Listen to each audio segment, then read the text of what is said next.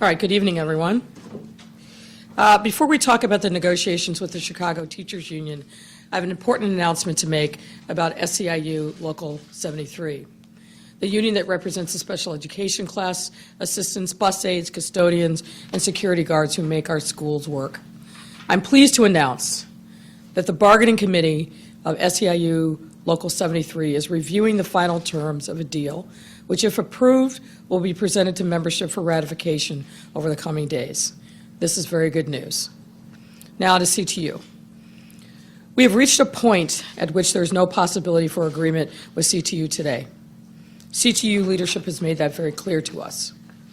So as you know, we have announced that we will be canceling all CPS classes once again for tomorrow, Monday, October 28th. As of today, we put everything we could responsibly on the table in an attempt to get a deal done. But we have no deal to announce today. For that, I am terribly disappointed. And let us explain how we reached this point. We started by putting on the table the most generous offer in CPS history, including a large raise for teachers and for staff. Following the recommendations of the independent fact finder chosen by the CTU, we offered teachers and staff a 16% raise that would see the average teacher earning six figures in just a few years. Our offer has only gotten stronger and stronger since that time. At every turn, we met the CTU's demands, and we put together a package that reflects our values, our vision for CPS, and the deepest respect that we have for teachers and staff. Dr. Jackson will go into greater detail about this offer that delivers what CTU has said that it wants, what they are leaving on the table. CTU told their membership, and told the entire public that they wanted to get this contract to transform public education in Chicago. And this is exactly what our offer does. It leads with equity for teachers and support staff, for students, and for Chicago. It addresses needs that have gone unaddressed for years, even generations. And we have put it in writing. Class size is addressed, staffing is addressed, sanctuary schools are addressed, and much, much more that will deliver transformational impact for our teachers, staff, and most importantly, for our students. This is, by any estimation, an incredible offer. And despite all of this, the CTU has not accepted it. We are enormously disappointed that CTU simply cannot take yes for an answer. As mayor of the city, I have a responsibility to our students, teachers, and support staff, but I'm also obligated to our taxpayers. You saw and heard the budget address I gave just last week. When faced with historic financial constraints, we still manage in the city budget to put together a fair and responsible budget that leads with equity and takes care of the people in our city who are most in need. Dr. Jackson understands that leadership is about being good stewards of our public institutions while prioritizing our values. This offer to the CTU also takes an immensely precarious fiscal situation, deals with it responsibly, and still manages to make historic investments where they are most needed. But what is disappointing right now, beyond the fact that CTU will not accept this historic offer, is that our students, who are continuing to bear the hardest burden. We as adults have our greatest responsibility to them, and I am deeply saddened to tell them and their parents, again, that they won't be in class tomorrow. Now Dr. Jackson will give you more details about where we are. Thank you, Mayor. Good evening. First, I would like to begin by saying how incredibly thrilled we are that the support staff represented by SEU will be back into our schools. The custodians, bus aides, special education classroom assistants, and security officers who make up SEIU are absolutely essential to our schools. These are the tough jobs that ensure that our schools run effectively, and I'm so glad that we'll be able to provide them with a strong and fair deal that results in a very generous raise and real improvements to their working conditions. And while we're very happy to have reached a deal with SEIU, the fact still remains that tomorrow will be the 8th consecutive day where our students throughout Chicago will wake up and they're unable to head to class. They belong in class where they will be supported, engaged, and preparing for their future. Throughout this strike, which has caused great disruption and pain for so many of our families, students have missed out every step of the way. And the longer this strike goes on, those moments and memories are forever lost. For our student athletes who are missing the once-in-a-lifetime opportunity to compete in state playoffs that they've trained for, they cannot get that time back.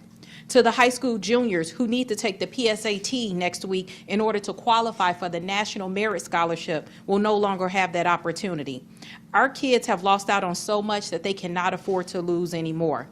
The truth is we have put forth an offer that we're very proud of and we believe will transform our schools and address significant issues that they have raised throughout the months that we've been negotiating.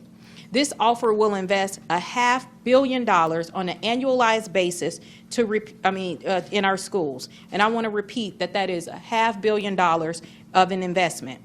This is the strongest offer that CTU has ever received from the city. CTU told us that they needed staff requirements in writing, and we've done exactly that. We are providing $70 million in robust to enforce staffing targets that they have outlined. And we are prioritizing our most our highest risk schools and communities that we believe need additional resources. They asked us for social workers, and we've put that in writing. They asked for a nurse in every school, and we've put that in writing. They have asked for special education case managers, librarians, restorative justice coordinators, and we continue to offer, we have guaranteed funding for the schools that need it the most. CTU told us that they needed written commitments to address class size. We have put $25 million on the table to hire additional teachers and teachers' assistants, once again in our highest priority schools. These are enforceable limits in our contract, and they are in writing. That has never been done before, and we think that needs to be acknowledged. Every investment in this contract is focused on equity and prioritizes investments to our most vulnerable schools and most vulnerable students in our highest need schools, from students who are experiencing homelessness to undocumented students. We have made these critical investments because I want what every teacher wants, and that's a safe and supportive environment for our children. It also provides the strongest compensation package that we've ever put forward, a 16% raise across the board that will mean a 24% raise for the average teacher after increases for years of service and education are factored in. By the end of this contract, the average teacher in CPS will make nearly $100,000. That's an offer that speaks for itself, and we believe our teachers deserve it. And yet we stand here today and we don't have a deal. We don't have a deal because CTU leadership has said that they need another $100 million to open our schools. Not the $38 million that you've been hearing CTU talk about publicly. The actual number is $100 million additional dollars, which the district simply cannot afford. We are a district that just a few years ago was on the brink of insolvency and only now have begun to see our expenses line up with the revenue. Our budget this year was $7.7 billion, and we're still borrowing $1.5 billion annually to keep the doors open. There's no magic pill to fix this overnight, and there's certainly no $1 billion in our state waiting to cover these expenses. We must be realistic about our finances, and we won't have a deal until CTU leadership figures out that we're putting family gas and groceries on a credit card. For months, CTU has made it clear that they have certain expectations for this contract and need key commitments in writing to reach a deal. That offer is before them today. Our team is going to keep bargaining around the clock in good faith to put kids back into classroom as soon as possible. Do they want the best deal that they've ever received, essentially, is the question. We have guaranteed them, we've given them a deal that guarantees social workers and nurses in every school, every day, and pays the average teacher nearly $100,000 and reduces class sizes. Because we want to sign that deal right now, and that is the deal that is on the table for CTU. We will now take your questions. So it's been like 2.5 weeks, and it's still been this $500 million figure. You guys have not offered anything more in the contract since they went on strike. Anything, I mean, this $500 million has been around for, we've been talking about for at least a week. And there's not been one other. Well, Go ahead. How are you guys Go going? I mean, I think let's start with the fact that $500 million is not a number to just sneeze at. I mean, this is a very generous offer, and the mayor and I believe this, we're proud of the contract and the current offer that we have on the table. We led with respect, and we led with what we know to be a historic and generous offer because we did not want to see our students out of the classroom, and we wanted to respect our teachers. A negotiation requires compromise on both sides, and what we're standing here today is saying there were things that were made very clear that they wanted in writing in the contract around staffing, class size, and we have put those things on the table. It requires a response, a legitimate response that is in line with our actual reality and not something that, you know, we can't meet even if we wanted to today. I think I'll hold my tongue. Okay. Any other questions? Was today your first day at the negotiations? Yes, it was. If so, why did you wait so long then? I think the timing is extremely important, and I've said, and the mayor has said herself, that I would be at the table when there was time to get a deal done. We're happy that we were able to close out SEIU today, and we're really excited about what that means for this process going forward. But we also know that that time at the table is essentially important. We had a very capable team at the table, making sure that we got to a point where we can close this contract, and I feel confident that we'll do that in the coming days. And let's be clear. Dr. Jackson is intimately involved in everything that's happening at the bargaining table, gets multiple updates throughout the course of the day. I know that because I'm also a part of those conversations. Yeah. Do you think that you could make a deal by? Is there anybody else that's got a question first? Go ahead. Yes, Say it they again? are. Correct. The team is still negotiating. How long do Yeah. you plan to stay at the table if you're still at this $100 million that you were talking about this morning as well? Are we getting closer? What's going on? Well, right now, we're not. I think the ball is decidedly in the CTU's court. Yeah. We have met them and answered every single issue that they brought forward, and I think Dr. Jackson went through that in detail. Yeah. So our expectation, given that they have articulated a set of things that they want, that we have met them with it, we've put specific language in the contract, our expectation is that they should say yes. This is not only a historic deal in terms of the monetary compensation for the teachers and support staff, it's a historic deal given the kind of supports that we are putting into classrooms all over the city, and particularly prioritizing those classrooms that need it most, those schools that need it most. The correct response is yes. We need to get this done. As Dr. Jackson said, it is, and I said, it is incredibly disappointing to me to be standing here and telling students and parents that they're not going back to school tomorrow. Mayor, Go ahead. on the SAU thing, do you have more specifics on what the deal looks like, length and things like that? And We will will. they get back to school? We will be able to provide you those specifics once we know that this contract has been ratified. We're happy to give you the particulars about it. But right now, given the procedural posture of their process for getting ratification, I'd rather not go On into the specific agency details. accounting, Are you reconsidering? Say it again? Are you reconsidering that there will be no makeup days, considering we're at day No. number 8 right now? No, I'm not. Last Back question. there. We've heard CTU say multiple times, the city is a wealthy city, there are millions invested in development. Is there money that can be pulled from anywhere else? That's not how it works, and the CTU should know that. That's not how it works. These are two completely separate pools of money, and as we said, CPS has a specific budget, has a budgetary authority, and the money has to come from there. And all of us, I mean, I just delivered a budget address talking about how we close an $838 million deficit just for next year. All of us have to live within our means. We have to be responsible fiduciaries of the taxpayer dollars.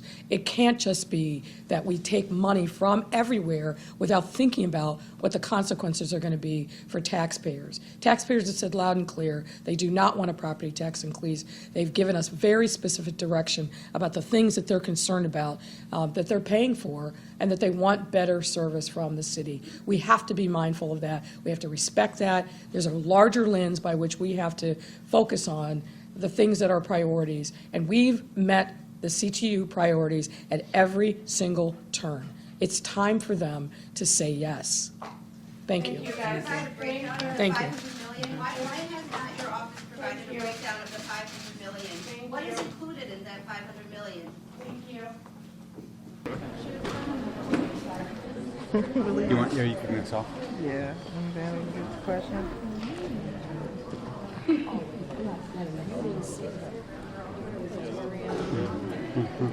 Nah, just don't want to know about her.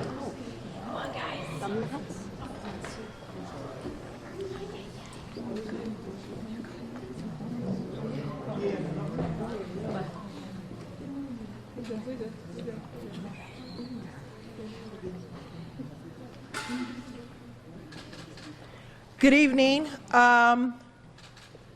So there is a deal on the table for $38 million that is effectively 0.5% of the district's entire budget. Let me repeat that again. There is a deal on the table, a proposal from the Chicago Teachers Union for $38 million that is effectively 0.5% of their entire budget. I kind of just want to talk to parents tonight who are frustrated because I am a mother and I have 3 children. Kevin, Hazel, and Laura have not been in school, just like the rest of the Chicago public school students. And I feel a way about having to go home again tonight and tell my children that the things that their teachers, their school clerks, their counselors, social workers, nurses, teachers' assistants are fighting for, the vast majority of those things will not follow any of them home. Class size, it does not follow us home.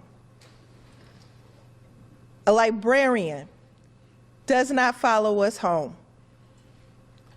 When we said class size, we said put it in writing. I guess we should have said don't put it in pencil. Class size, the offer on the table right now, effectively provides class size protections for only 1/3 of the entire city. 1/3. Now that's an achievement, and it's not enough. 1/3 of the entire city. Please ask CPS or the mayor if they can tell you if their deal provides class size protections for all students in every school in this district. Number 2, staffing. Our schools will be without librarians. When they talk about equity, they forget that 9 out of 10 schools that have black students, majority black students, do not have a school librarian. And perhaps the most egregious gap in where we are and where they are is with special education. Our special education program is under state monitor because there were illegal practices within Chicago public schools. We have to have something that makes sense. Just last Friday, there was a hearing of the Illinois House Elementary and Secondary Education Committee where the Chicago public schools testified that they do not even have IEPs that immigrant parents can access. they admitted that they have IEPs that immigrant parents cannot access because they are not translated, and they're just not translated. An IEP is an individual education plan. If you are a special education student, you have a plan for education and to achieve. If you are an immigrant parent, you have to be a part of that plan. If you cannot read that plan, you cannot participate in that plan. CPS does not offer that. This fight is not for what goes home with me. This fight is for what remains in our school communities for all the children in Chicago.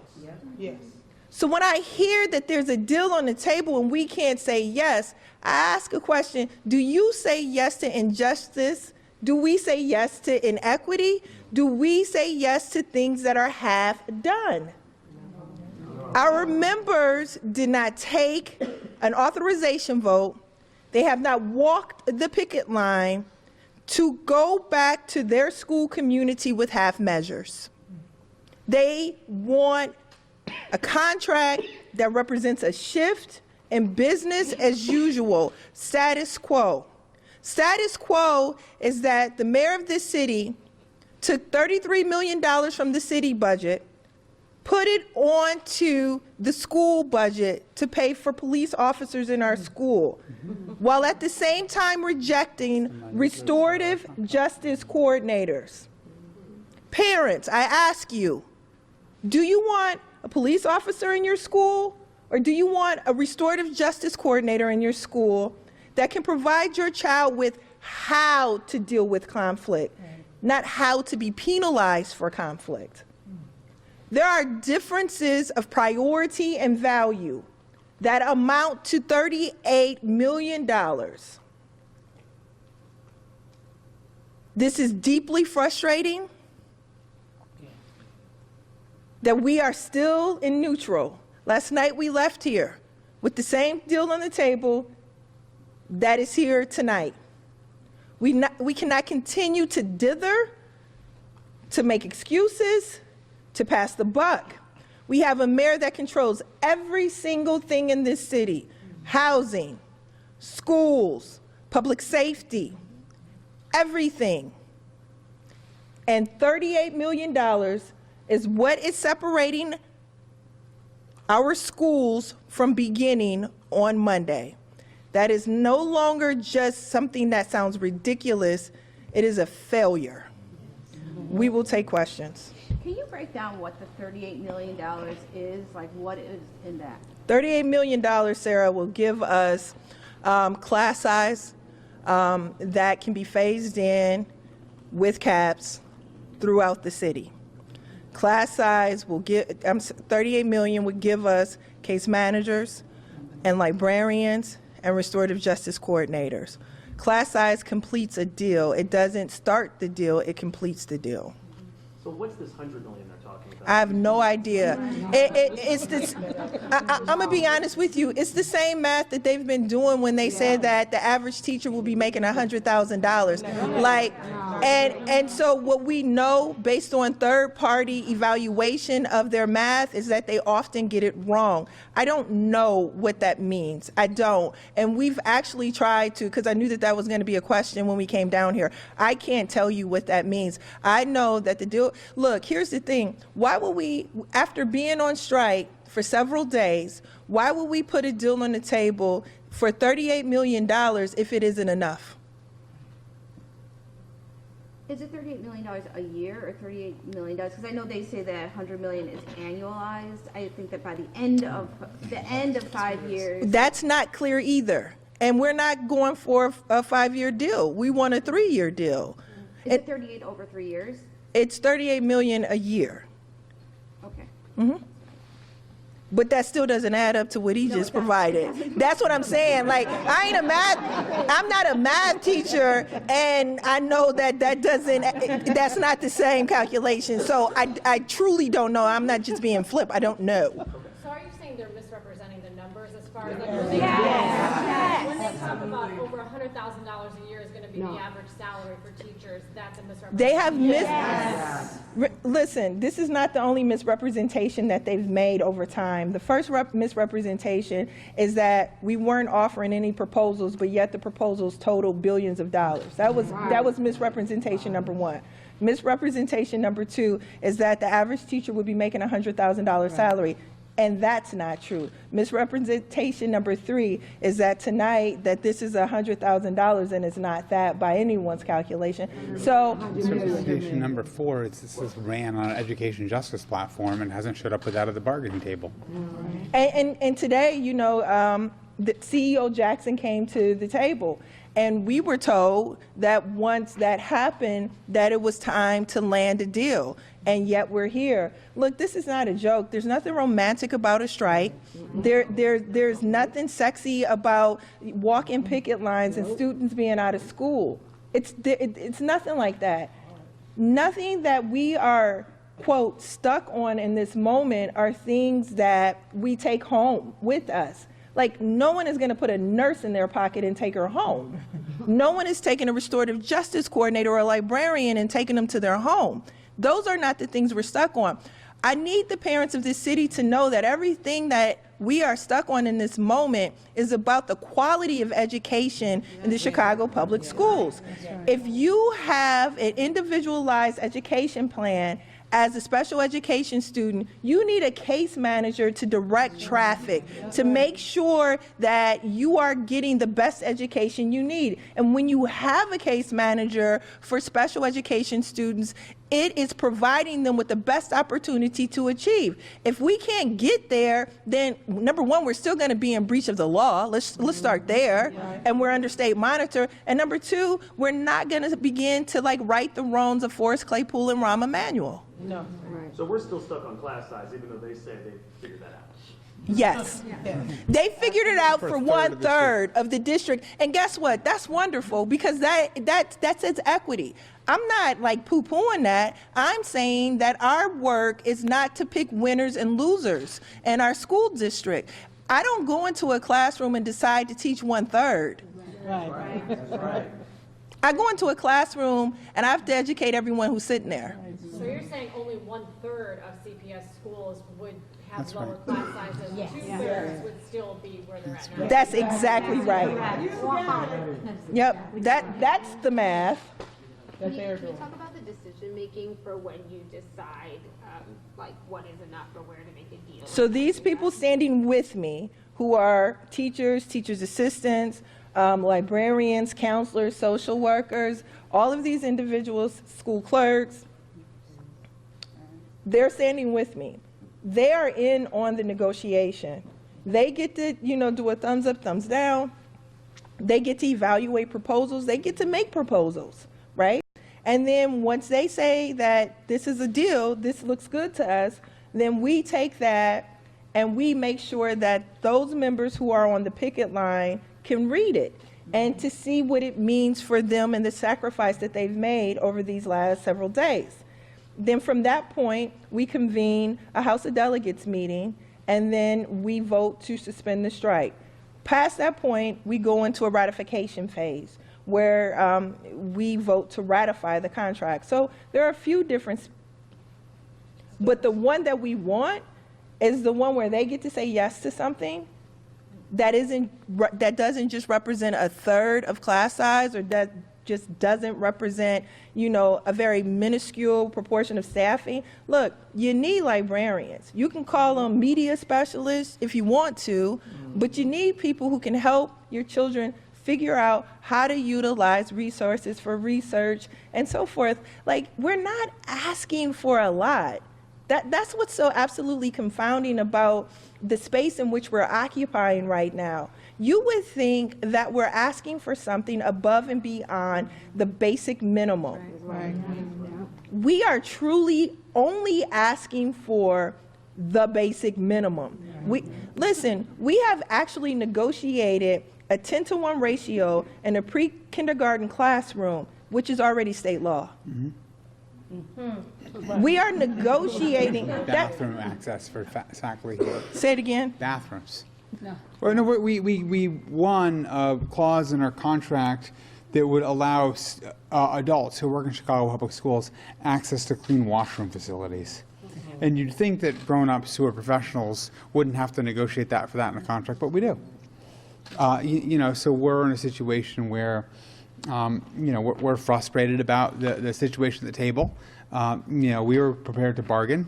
We're still trying to land a contract. Their bargaining team left to do a news conference at City Hall. We were basically left wondering where they went. I guess the talk about urgency at the bargaining table only lasts until someone has to go off and do a photo op at City Hall. But we remain committed to trying to get a deal.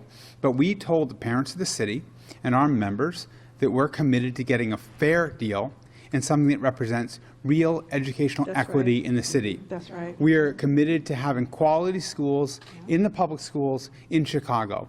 And, not a deal that if you squint at it and look at it kind of in a certain kind of way, it maybe looks all right.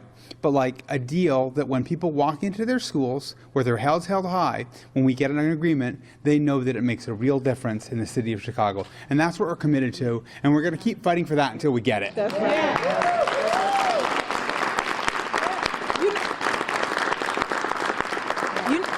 You know what's interesting about this is that, I keep hearing the other side of the table talk about how do you sell this deal to your members? And it's like we don't sell anything to our members.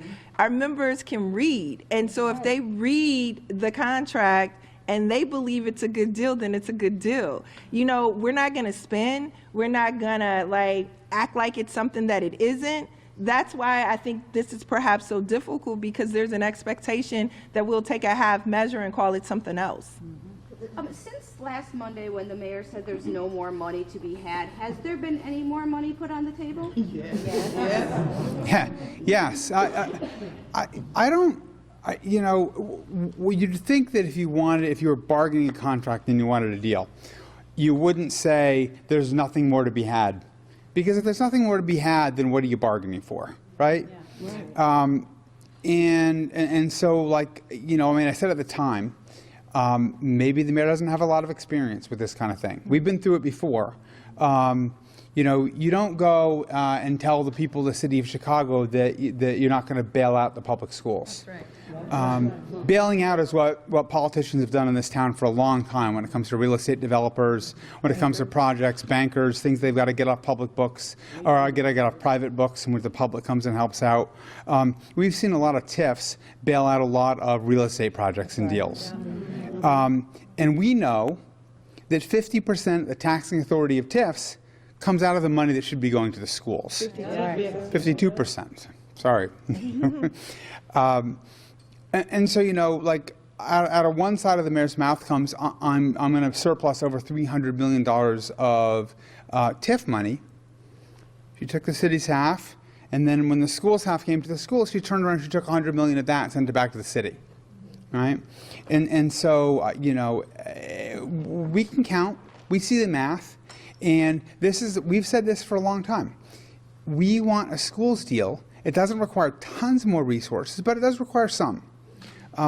This is a mayor who has the ability to get a deal done, but needs to have the will to get it done, and needs to stop being so petty, frankly, and being so brittle about what's going on. This is serious stuff. We're talking about the schools of the city of Chicago. And tonight we had the CEO of schools come and say, we can't address the question of teacher time, the ability of teachers to collaborate, to call parents, to do the critical work we have to do, because that would hurt students' instructional time. And then the mayor turns around and says, yeah, but you know what, we're not making up this strike. Because let's be clear, that's punitive. That's an attempt to try to punish us for standing up for what we think is right for our students in our schools. And if that's where this is going to go, then the mayor has underestimated the resolve of teachers in this town. The mayor has underestimated the resolve of people in our communities, because we are fighting for what is right in this city. We need librarians in our schools. We need class size relief across our whole city, not just in some parts of it. And we are going to stand for what we think is right. And that's the way this story is going to go. Thank you.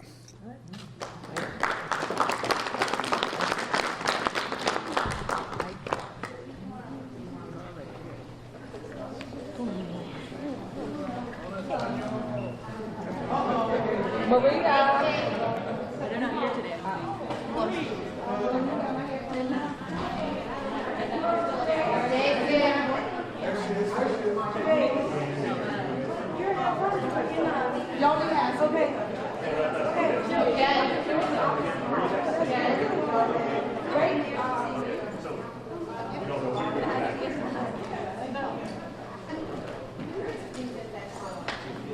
got all the goodness.